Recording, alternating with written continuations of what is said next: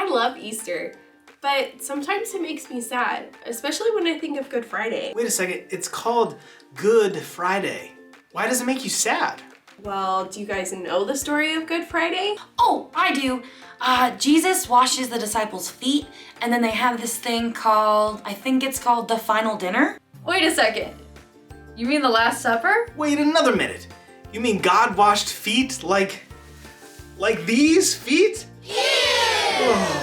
But they did have dinner, right? And I think I remember them having communion. I'm trying so hard to remember. Let me check my Bible really quick. I don't really remember much about that story. I only ever learned about Easter. Can you guys help me out? It's the story about how he was betrayed, denied, and killed. Jesus knew what was about to happen. He knew this was the Last Supper that he would be able to share with his disciples. Jews all over Jerusalem were having a feast of unleavened bread called the Passover feast. This was to remember how God redeemed and rescued them from slavery in Egypt. After supper, Jesus broke bread and shared wine with his disciples, and he said, "This cup shows the new agreement that God makes with his people. The new agreement begins with my blood, which is poured out for you." Now imagine sitting across the table from Jesus and thinking, wait, this cup has Jesus' blood? What is happening? But Jesus drank from the cup and broke bread as a symbol of his death. He wanted his followers to continue this tradition, to remember the sacrifice that was soon to happen. That's why today we continue to take communion and thank Jesus for his sacrifice. Even though Jesus was the King of all, he spent his time on earth serving those around him. At his final meal with his disciples, he got up from the table, took off his robe, and began washing their feet. A disciple named Simon Peter did not want Jesus to wash his feet, but thought he should be the one to wash Jesus' feet instead.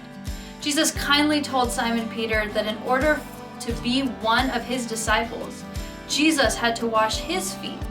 Simon Peter immediately told Jesus to wash his hands and his head too. Jesus washes all of his disciples' feet, even Judas, who betrayed him. He tells his disciples that it is now their turn to wash others' feet. What does this mean? Jesus is telling his disciples that because they have experienced Jesus' love and have been washed clean, they can tell others about Jesus' love and wash their feet so they can be washed clean too. You may already know that Jesus had 12 friends, 12 close disciples that followed him for 3 years.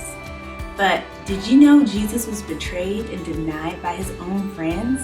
Yeah, you heard me right. But Jesus knew that this had to happen to complete what he came to earth to do.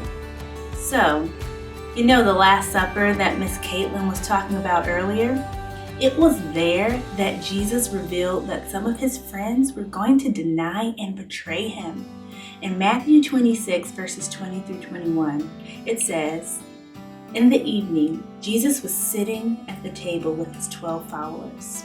They were all eating. Then Jesus said, 'I tell you the truth, one of you 12 will turn against me.' He knew that one of his 12 disciples were going to betray him, and that person was Judas. He ended up betraying Jesus for 30 pieces of silver. Can you believe that? Then in Matthew 26, verse 34, Jesus said, 'I tell you the truth. Tonight you will say you don't know me. You will say this 3 times before the rooster crows.'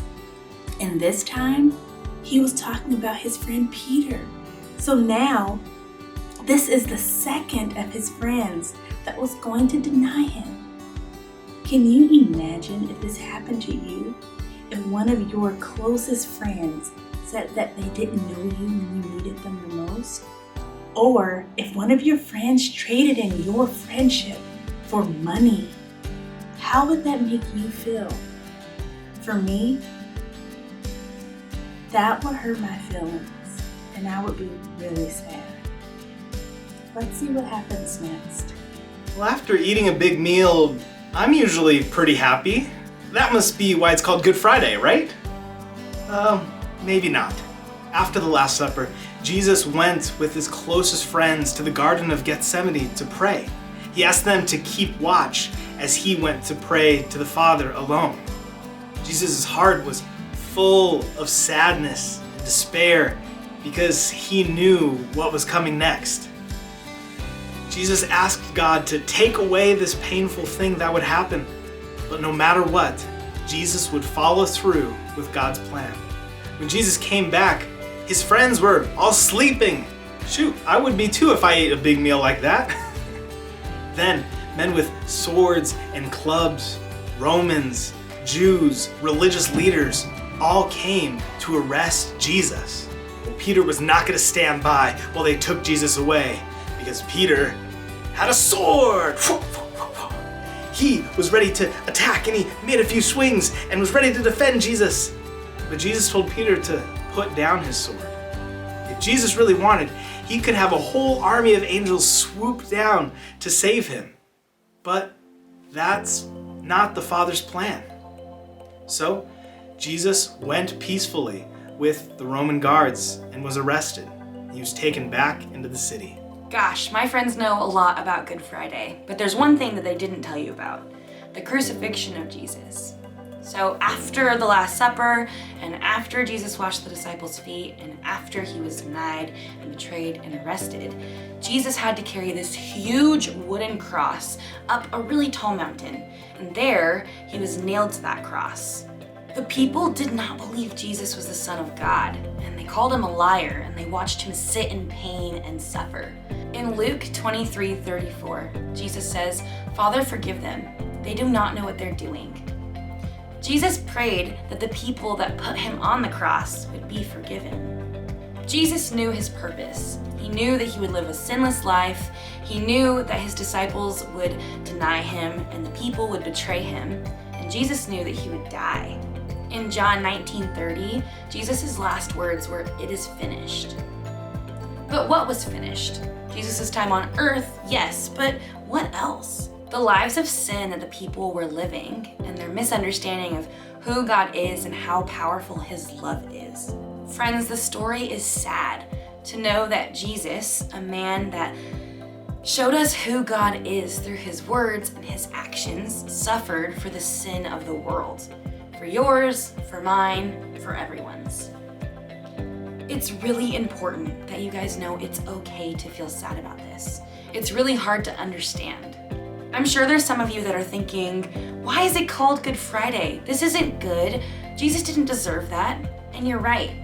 What happened to Jesus was bad and he didn't deserve it. But Jesus took sin and death head on. He came to live the perfect life that he knew we could not live. Jesus showed us how to love God and love each other. And he loved us so much that, as scary as it was, he followed God's plan so that we could always live in God's love. Guys, the story is sad, but it's also not over. Jesus may have died, but just you wait. In 3 days, the most amazing thing in all of history happened, and I can't wait for you guys to hear about it.